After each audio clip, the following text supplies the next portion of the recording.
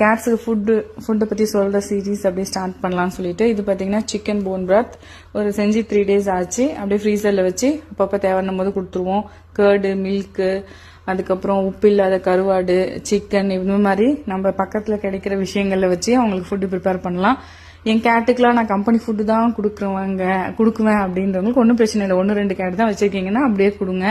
நம்ம கார்பரேட்க்கு எகெயின்ஸ்டா ஒரு புரட்சி பண்றதுக்குலாம் அந்த விஷயம் சொல்லலை. பட் நிறைய கேட் வச்சிருக்கவங்க நான் இந்த ஃபுட்டு தான் கொடுக்கணும், இதுக்கு இவ்வளோ அமௌண்ட் அப்படின்லாம் ஒன்றும் இல்லை. 1 கிலோ சிக்கன் லெக் 50 ரூபாய்க்கு கிடைக்குது, 60 ரூபாய்க்கு கிடைக்குது. அதை வாங்கி நீங்கள் பாயில் பண்ணி சிக்கன் பாத் 2 லிட்டர் 3 லிட்டர் உங்களுக்கு கிடைக்கும். அதுலேருந்து கொலாஜன். சரிங்களா? ஏன்னா இந்த ஃபுட்டெல்லாம் நான்லாம் பூனை வளர்க்கும் போது ஸ்டார்ட் பண்ணும் போது இங்கேருந்து 1.5 மணி நேரம் டிஸ்டன்ஸில் உள்ள இடத்துலேருந்து கேட் ஃபுட்டு வாங்கி கொடுத்துட்டு இருந்தேன்.